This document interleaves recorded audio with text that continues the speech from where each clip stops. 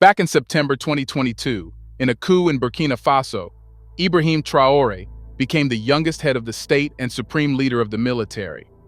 From that very moment, he showed he planned to make Burkina Faso absolutely independent, kicking European colonizers out who have been sucking the country's blood and resources for decades. Whenever a leader in any African country does so, all the West goes against him.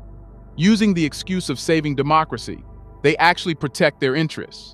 Hence, whenever someone who cares about his or her people comes into power, he is replaced using a coup. That's what was about to be done to Ibrahim Traoré, who shunned France and the entire West. But nobody knew how a coup would be staged, who would be involved, and whether it would be successful or not. Even if we know the coup against Ibrahim Traoré has failed, little do people know about who was behind it. Watch this video because we will tell you who was the mastermind behind the failed coup against Ibrahim Traoré, and he maneuvered the situation. Let's get started.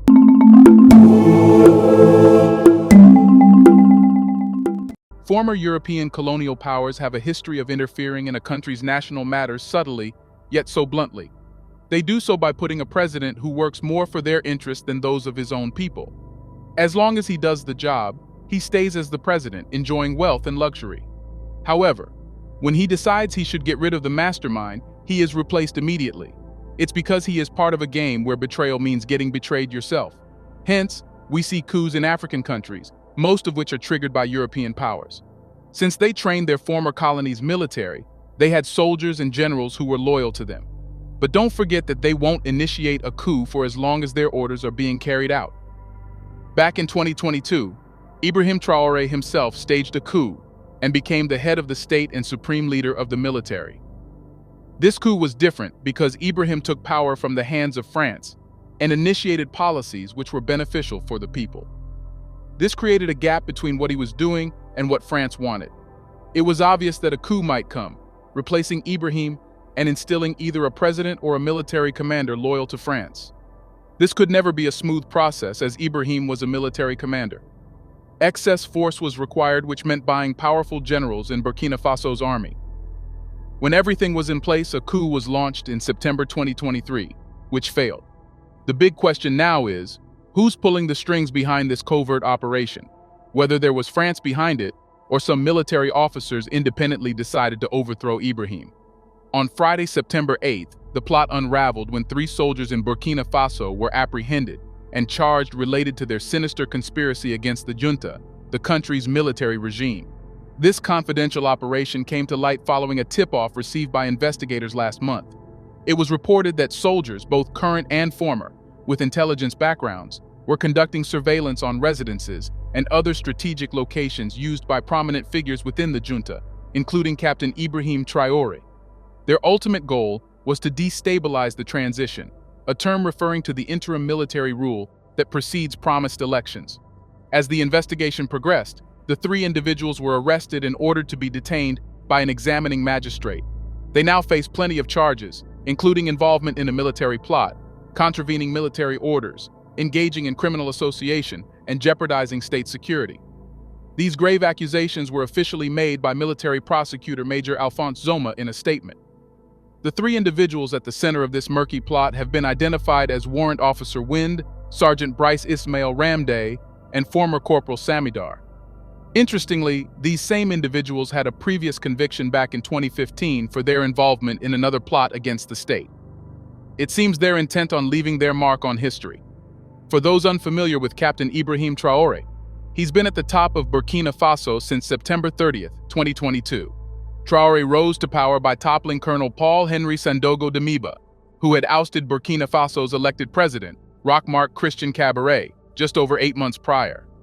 Traoré's military background includes serving as a captain in the Cobra Special Forces Unit, where he actively participated in conflicts such as the Mali War, the Islamic insurgency, and Burkina Faso's coup d'état in January 2022 and September 2022.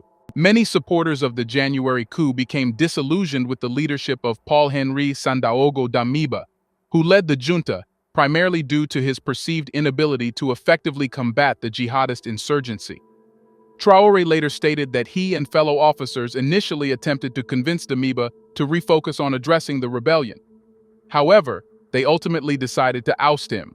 as they believed his ambitions were straying from their original goals.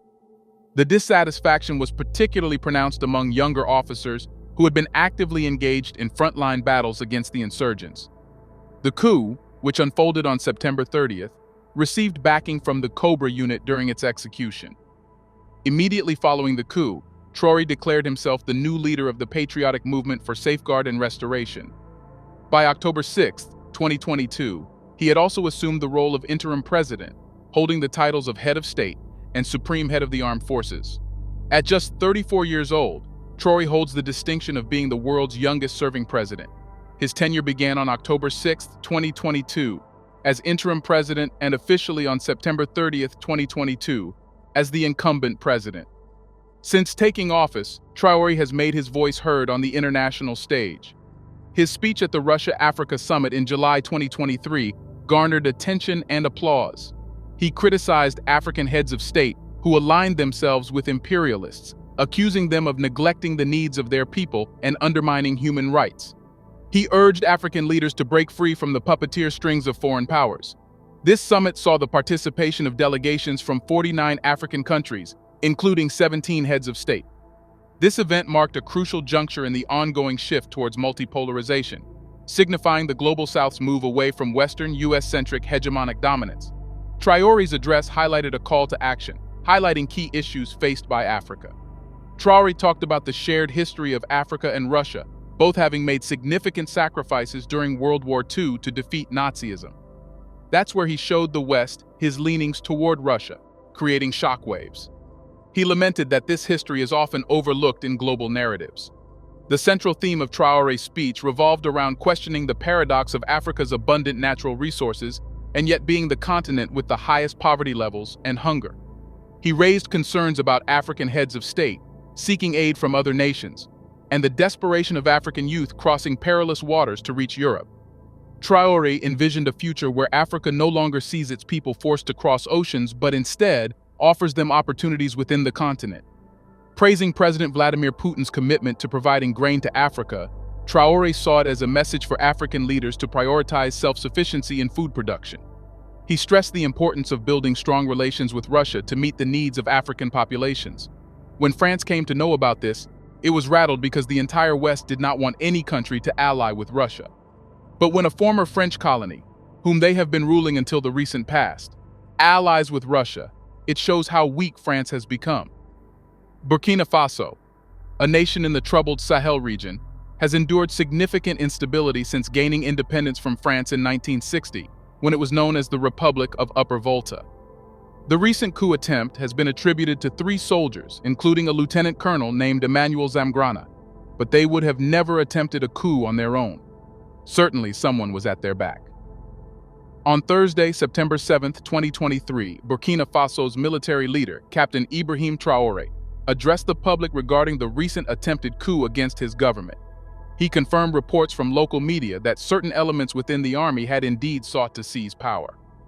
This revelation came in the wake of speculation that began over the weekend, fueled by rumors circulating on social media platforms regarding a coup attempt against the transitional government.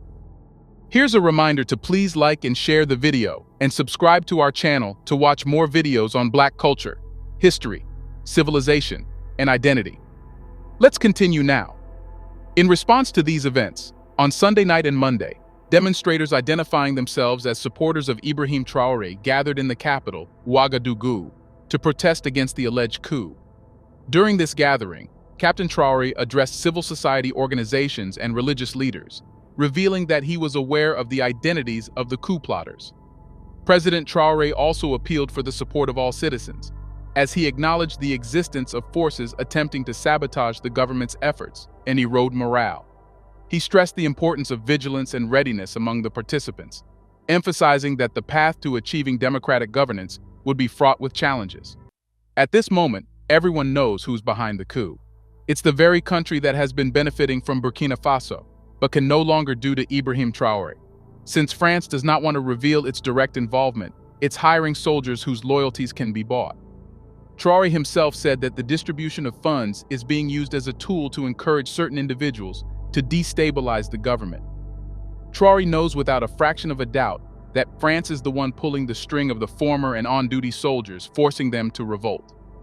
In the aftermath of the coup d'etat, Captain Ibrahim Traore, in an interview broadcast on Wednesday evening by radio television Dubakina, clarified his stance towards France.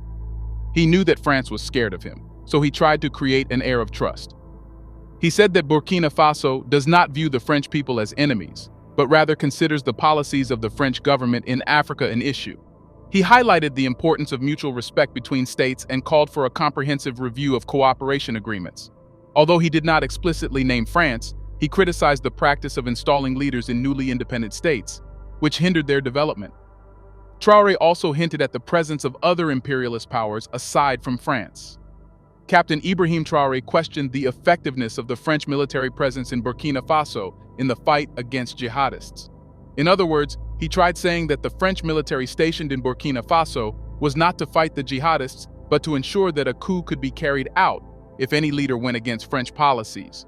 Hence, back in January, he ordered the French military to leave Burkina Faso and be of some use in their own country. It turns out that Traoré wants Burkina Faso to have strong relationships with every country, instead of relying on only one like France. Hence, Burkina Faso's Minister of Foreign Affairs, Olivia Rawamba, expressed her country's desire to strengthen bilateral cooperation with Iran during an interview in Tehran with President Ibrahim Traoré.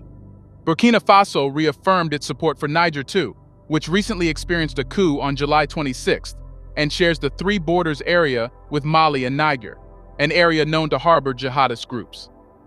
This decision came after Burkina Faso confirmed it ended the French military accord.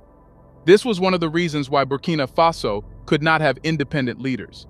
When they knew the French military was in Burkina Faso, who could strip him out of office, he would make decisions in favor of France. The military agreement had previously permitted French troops to combat armed groups within the country, as announced by the government. But the underlying reason was to control the president and the government. Government spokesperson Ouedraogo clarified, "We are terminating the agreement which allows French forces to be in Burkina Faso." He emphasized that this decision does not mark the end of diplomatic relations between the two countries and is a normal procedure outlined in the terms of the agreement. Ouedraogo echoed the sentiments of coup leader Traoré, who has called for Burkina Faso to take a leading role in reclaiming its territory from armed groups. He stated that both the ruling military and the entire country are determined to be the primary actors in this effort. By kicking France out of Burkina Faso, Traoré is finding new allies like Russia, the country which makes the West nervous. That's why Macron has criticized Russia for exerting a predatory influence in some African nations, as France has witnessed a reduction in its own influence. Earlier, the French army's departure from Mali coincided with the military government's decision to enlist Russian mercenaries to assist in combating armed group fighters, an action that was strongly condemned by Western countries. What Ibrahim Traoré is doing is making Burkina Faso more prosperous, something which France never wanted. It wants Burkina Faso to stay paralyzed so it can regain its control over it. But that won't happen. Burkina Faso possesses significant resources, including cotton and sorghum, which are of great importance to its economy and people, highlighting the nation's potential for growth and development. The government has allocated substantial funds to foster the growth of various industries in Burkina Faso. One important initiative has been the government's commitment to advancing sorghum cultivation within the country. To achieve this, they have invested in research aimed at developing new sorghum varieties that can thrive in the local conditions. Back in 2007, the World Bank estimated that approximately 20% of Burkina Faso's total land area had the potential for agriculture. However, despite the abundance of arable land, Burkina Faso has not achieved self-sufficiency in agriculture. That was because, directly or indirectly, it was made to cripple despite having resources and ability. Consequently, the government has implemented measures to modernize farming practices and boost the agricultural sector. Some of the crucial crops in Burkina Faso include cotton, maize, sorghum, and millet. Notably, sugarcane cultivation has also gained momentum among Burkinabe farmers in recent times.